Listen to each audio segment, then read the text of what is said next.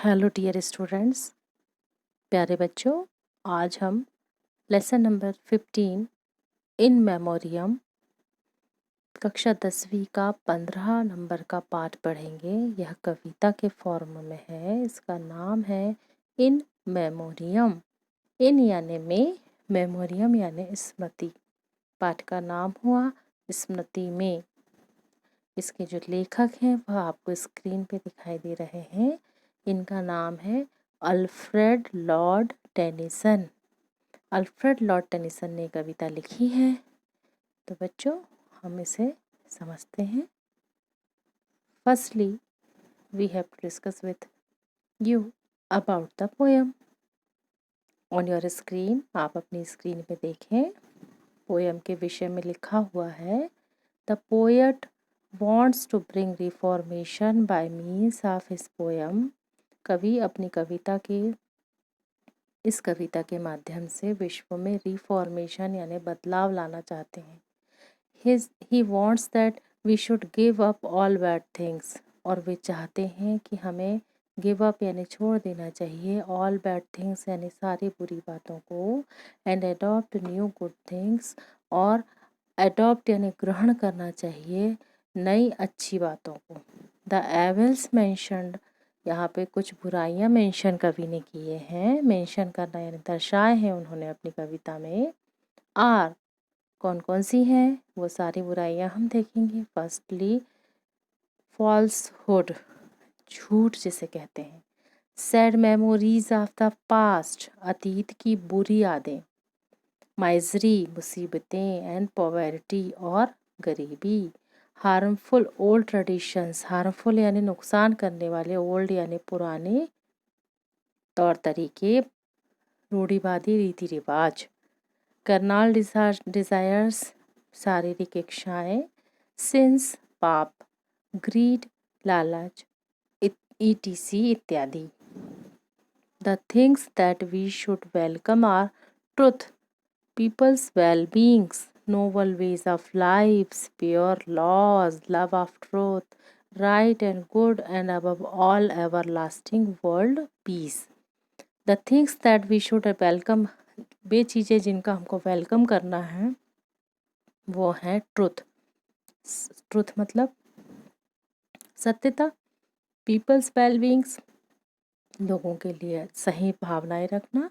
Nobel ways of life मतलब जीने के भव्य तौर तरीके, आदर्शवादी तौर तरीके। प्योर लॉ मतलब शुद्ध नियम। लव ऑफ ट्रुथ, सत्य के लिए प्रेम। राइट एंड गुड, सही और अच्छा। एंड अबव ऑल, इन सब से ऊपर। एवरलास्टिंग, कभी नष्ट ना होने। एवरलास्टिंग वर्ल्ड पीस का मतलब ये है कि इन सब से ऊपर हमेशा, एवरलास्टिंग मीन्स हमेशा बने रहने वाली, वर्ल्ड पीस मीन्स विश्व शांति को हम क्या करें, अपने अंदर एडॉप्ट करें, या ये ऐसी गुड थिंग्स हैं जिनको हम जीवन में उतारें। चलिए हम कविता की पंक्तियों को समझते हैं। First line, ring out the old, ring in the new. कवि कह रहे हैं पुराने को बाहर निकालो, नए को अंदर लाओ। अब कब, पहले मैं यहाँ पे थोड़ा आपको बताऊंगी। 31 दिसंबर को हम सब क्या करते हैं बच्चों, आप सबको पता है 31 दिसंबर लास्ट डे ऑफ ईयर होता है, आखिरी दिन होता है वर्ष का, और उस दिन हम नए वर्ष का स्वागत करते हैं, है ना। उस दिन हम काफ़ी खुश होते हैं कि कल से नया साल लगने वाला है। तो 31 दिसंबर की आधी रात के बाद 1 जनवरी को नया वर्ष प्रारंभ होता है। हम सभी नव वर्ष का स्वागत करते हैं। रात 12 बजे चर्च की घंटी बजती है। चर्च की घंटी मतलब जो क्रिश्चियन मिशनरी लोग होते हैं, वहाँ के जो मंदिर होता है, क्रिश्चियन संप्रदाय का जो मंदिर होता है उसको चर्च कहते हैं। और वहाँ पर आधी रात को घंटी बजती है, यह बताने के लिए कि पिछला साल समाप्त हो गया और नया वर्ष शुरू हुआ। कवि यह कहता है कि पिछले साल की पुरानी बुराइयों को त्याग कर हम नवीन अच्छी बातें ग्रहण करें। कवि का तात्पर्य यहाँ पर यह है कि नए साल के साथ हम कुछ नई अच्छी चीज़ों को ग्रहण करें, और जो पुराना साल जा रहा है तो पुराने साल के साथ हम अपनी पुरानी कुछ जो बुराइयां हैं उनको छोड़े भी। तो कवि ने क्या छोड़ने को कहा है, क्या ग्रहण करने को क्या कहा है, वो हम पंक्तियों में देखेंगे। तो पहली लाइन में कवि कह रहे हैं ring out the old ring in the new, पुराने को बाहर निकालो नए को अंदर लाओ। रिंग मतलब बजाना, रिंग आउट का मतलब होता है बाहर, बाहर निकालो, और रिंग इन यानी अंदर लाओ। समझ में आया? रिंग आउट यानी बाहर निकालने के लिए रिंग आउट वर्ड यूज हुआ है, और रिंग इन शब्द यूज हुआ है काहे के लिए, अंदर लाने के लिए। रिंग इन द न्यू, नए को अंदर लाओ। Ring happy bells across the snow, उल्लासमय घंटियों बर्फ के उस पार तक बजो। रिंग हैप्पी बेल्स मतलब उल्लासमय घंटियों को बर्फ के उस पार तक बजो। The year is going let him go, the year is going let him go, पुराना वर्ष जा रहा है उसे जाने दो। Ring out the false ring in the true, झूठे को बाहर करो सच्चे को अंदर करो। फॉल्स यानी झूठा, ट्रू यानी सच्चा। Ring out the grief that shapes the mind for those that hear wish no more। क्या कह रहे हैं, उस शोक को, ग्रीफ यानी होता है शोक, उस शोक को बाहर करो जो मस्तिष्क को चूस लेता। दैट शेप्स द माइंड मतलब जो मस्तिष्क को क्या कर लेता है, चूस लेता है, शेप कर लेता है। For those that here wish no more, क्योंकि हम उनको अब आगे यहाँ नहीं देखेंगे। For those that here we see no more, हम उसको अब आगे यहाँ नहीं देखेंगे। Ring out the feud of rich and poor, गरीब और धनवान के बीच की फ्यूड यानी लड़ाई को बाहर करो। Ring in redress to all mankind, redress यानी होता है नुकसान की भरपाई करना। तो कवि कह रहे हैं ring in redress to all mankind मतलब मानव जाति के पूर्व के सब नुकसान की क्या है, भरपाई कर दो। Ring out a slowly dying cause, धीमे धीमे मर रहे किसी मृत कारण को बाहर कर दो। धीमे धीमे, स्लोली मतलब धीमे धीमे, मर रहे किसी मृत कारण को, स्लोली डाइंग कॉज को क्या कर दो, बाहर कर दो। And ancient forms of party strife, और पुराने प्रकार के जो दलगत संघर्ष हैं उनको भी। Ring in the nobler modes of life, और जीवन के उच्च तरीके को अंदर लाओ। With sweeter manners purer laws, कैसे लाओ, जिसमें मधुर तरीके हों, शुद्ध नियम हों। Ring out the want the care the sin, want मतलब चाहना, चाहने का मतलब किसी चीज को का अभाव। तो यहाँ पे कवि कह रहे हैं रिंग आउट द वांट अभावों, द केयर चिंता, द सिन पाप, है ना, अभावों चिंता व पाप को बाहर करो।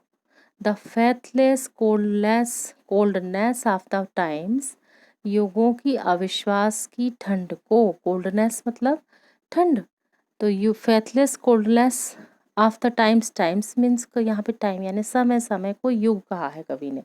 युगों की अविश्वास, जो फेथलेस है ना, अविश्वास नहीं है लोगों पे एक दूसरे को, तो युगों की अविश्वास की ठंड को,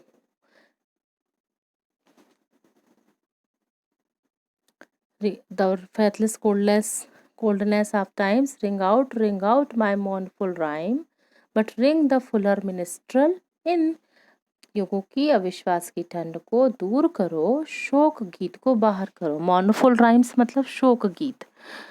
but ring the fuller minstrel in, किंतु पूर्णता के गायक का क्या करो, स्वागत करो। But ring the fuller minstrel in, पूर्णता के गायक का क्या करो, स्वागत करो। Ring out false pride in place and blood, क्या कह रहे हैं, हर जगह व हरेक के रक्त के झूठे घमंड को बाहर करो। झूठा घमंड, फॉल्स प्राइड यानी झूठा घमंड, प्लेस यानी जगह, ब्लड यानी रक्त, तो हर जगह व हरेक के रक्त के झूठे घमंड को बाहर करो, अर्थात श्रेष्ठता का जो घमंड दिखाते हैं ना लोग, ऐसी चीजें ना करो। The civic slander and the spite, नागरिक निंदा, सिविक स्लैंडर यानी होता है नागरिक निंदा, और नफरत को, the civic slender and the spite यानी नफरत को क्या करो, दूर करो। Ring in the love of truth and right, सत्य और न्याय के प्रति प्रेम को क्या है, अंदर लाओ। सत्य, लव यानी सत्य, लव यानी प्रेम, ट्रुथ यानी सत्य, सत्य और न्याय के प्रति क्या करना है, प्रेम को जो है वो अंदर लाना है। Ring in the common love of good, अच्छाई के सामान्य प्रेम को अंदर लाओ। Ring out old ships of fall disease, गंदगी बीमारियों के पुराने स्वरूपों को बाहर करो। डिजीज यानी क्या होती है, बुराइयां, बीमारियां।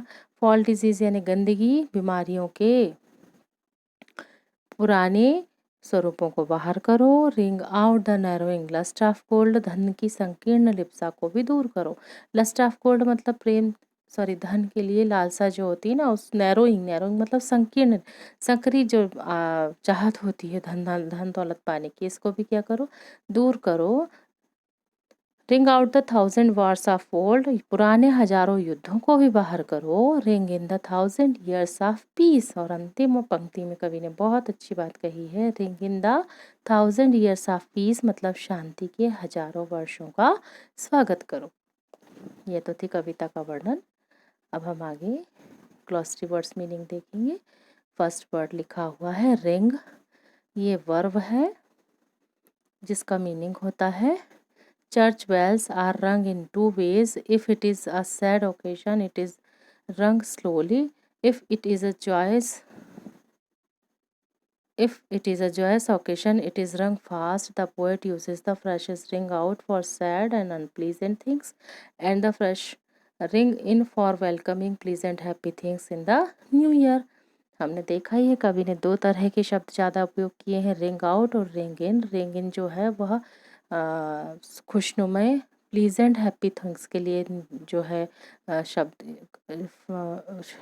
रिंग इन शब्द को प्लीजेंट हैप्पी थिंग्स के लिए कवि ने उपयोग किए हैं, और रिंग आउट शब्द को जो सैड मेमोरीज हैं या सैड थिंग्स हैं उनके लिए यहाँ पर कवि ने उपयोग किया। रिंग का मतलब होता है घंटी या बजना, जिसको हम कह सकते हैं बजना, बजाना, ठीक है। Shape, to make something weaker, to destroy something gradually, मतलब shape, to make something weaker, to destroy something gradually, चूस जाना, ठीक है। FEUD, feud, an angry and bitter argument between two people or groups that continues over a long period of time, जिसको कह सकते हैं लंबे समय का झगड़ा। रेड्रेस, कंपेंसेशन, कंपेंसेशन मतलब होता है क्षतिपूर्ति। मॉर्नफुल, वेरी सैड, बहुत ही दुखी। मिनिस्ट्रल, अ म्यूजिशियन और singer in the middle ages, here it means poet. Minstrel जो म्यूजिशियन या सिंगर है उसको कहा जाता था मिडिल एज में। यहाँ पर ये मिनिस्ट्रल वर्ड किसके लिए उपयोग किया गया है, कवि के लिए। Slander, a false spoken statement intended to change the good opinion people have of somebody. Slander means होता है निंदा। फॉल्स स्पोकन स्टेटमेंट ना, झूठी बात बोलना। SPIT, spite, a feeling of wanting to hurt और अपसेट समबडी, मीन्स किसी को चोट पहुंचाने की भावना। चलिए वर्ड पावर बेस्ड क्वेश्चन करते हैं। आपके बुक के टेक्स्ट बुक के पेज नंबर 124 पे आपको ये एक्सरसाइजेज मिलेंगी, हम इसी को करेंगे। आपका फर्स्ट क्वेश्चन आपके पेज नंबर 124 पेज पे लिखा है। वर्ड पावर में फर्स्ट क्वेश्चन है, ring out is a phrasal verb that is made of a verb and preposition, make some other phrasal verbs idioms with the help of the verb ring. Ring शब्द जो है, इस verb ring शब्द से कुछ फ्रेशल verb other बनाना है, तो हमने जो बनाए हैं, पहला है ring up, ring down the curtain, दूसरा रिंग इन, रिंग आउट, और तीसरा रिंग ऑफ। सेकेंड क्वेश्चन है, list thing that the poet wants to bring in and things that should be thrown out. कवि ने कहा है कि लिस्ट, कुछ चीज़ों की लिस्ट बनाना है, कौन कौन सी ऐसी चीज़ें हैं जिनको कवि ने बाहर फेंकने के लिए कहा है या जिनको कौन सी चीज़ें हैं जिनको रिंग इन करने के लिए कहा है। तो हम देखेंगे रिंग इन के लिए the true redress to all mankind. कौन सी चीज़ उन्होंने ट्रू रेडरेस का मतलब है सच्चाई, समस्त मानव जाति के क्षतिपूर्ति के लिए ऐसी चीज़ को रिंग इन करने के लिए कहा है। नोबलर मोड्स ऑफ लाइफ, जीवन के उच्च आदर्श को पाने को रिंग इन करने के लिए कहा है। फुलर मिनिस्ट्रल है ना, फुलर मिनिस्ट्रल मतलब मिनिस्ट्रल वर्ड हमने अभी इसमें सुना था, मिनिस्ट्रेल वर्ड जो उनने सुना था ये कवि के लिए, गायक या कवि के लिए कहा है, तो ये भी फुलर मिनिस्ट्रल वर्ड भी रिंग इन के अंतर्गत आएगा। Love of truth and right, common love of truth and right मतलब सही और सच के लिए सच से प्रेम करना। कॉमन लव ऑफ गुड, साधारण जो अच्छाई का प्रेम है वह। 1000 years ऑफ पीस और हजारों वर्षों की शांति। ये चीज़ों को कवि ने रिंग इन करने के लिए कहा है। अब जो रिंग आउट करने के लिए है वही चीज़ें हम फिर देखेंगे। पहला इसमें लिखा हुआ the false means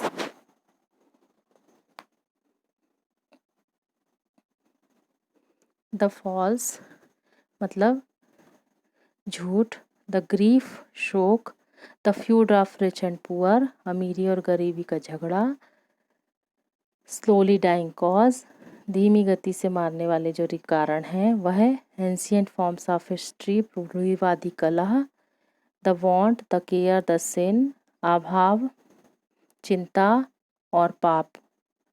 okay, the faithless coldness of time युगों के अविश्वास की ठंड, मॉर्नफुल राइम्स शोक के गीत, false pride in the place and blood जगह और जो हर जगह रक्त के झूठे घमंड कहना चाहिए, false pride. The civic slander नागरिक निंदा एंड द स्पाइट नागरिक निंदा और नफरत। Okay, old shapes of foul and disease गंदगी बीमारियों के पुराने स्वरूप, नैरोइंग लस्ट ऑफ गोल्ड धन की संकीर्ण Lipsa, the 1000 Wars of old और पुराने हजारों युद्ध। इन सबको कवि ने कहा किस सेक्शन में रखा है, रिंग आउट में, मतलब ये चीज़ों को हमको अपने से अलग करना है। नेक्स्ट क्वेश्चन इज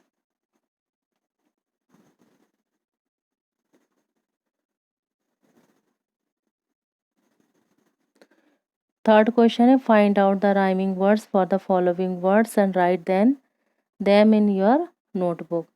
कुछ नीचे कुछ शब्द लिखे हैं उनके हमको राइमिंग वर्ड लिखना है। राइमिंग वर्ड मतलब सिमिलर साउंड वर्ड। तो पहला वर्ड यहाँ पर इसमें बुक में आपको पहला वर्ड लिखा है गोल्ड, तो उसका राइमिंग वर्ड आंसर में हमने लिख दिया ओल्ड। दूसरा वर्ड लिखा है कॉज, उसका हमने लिख दिया rhyming word laws. Similar sound आ रहा है ना, गोल्ड तो ओल्ड, कॉज तो लॉज।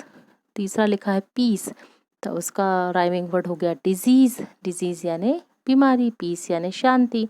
राइम्स का राइमिंग वर्ड हो गया टाइम्स, स्पाइट का हो गया राइट। देखिए अर्थ सबके अलग हो गए हैं लेकिन इनके उच्चारण सेम है, इसलिए ऐसे शब्दों को राइमिंग वर्ड कहते हैं। और यही वर्ड हमने काहे में से ढूंढ के लिखे हैं, क्वेश्चन कविता में से, पोयम से। नेक्स्ट क्वेश्चन है answer the following questions, one or two sentences. First question है what does the poet want to give up in the first stanza of the poem? He wants, कवि जो है पहले पद में हमसे क्या त्यागने को कहता है, He wants us to give up the false in the first stanza, वह हमें झूठ को त्यागने को कहता है। दूसरा क्वेश्चन है what does the poet say about the memories of the dead pupil? कवि हमसे मृत व्यक्तियों की स्मृति के बारे में क्या कहता है, He says that we should forget the grief for the dead people because it drives out the energy of our mind। मतलब वह कहता है कि हमें मृत लोगों के शोक को दूर करना होगा क्योंकि उससे हमारे मस्तिष्क की ऊर्जा व्यर्थ बह जाती है। थर्ड क्वेश्चन है What should be a proper replacement for old traditions?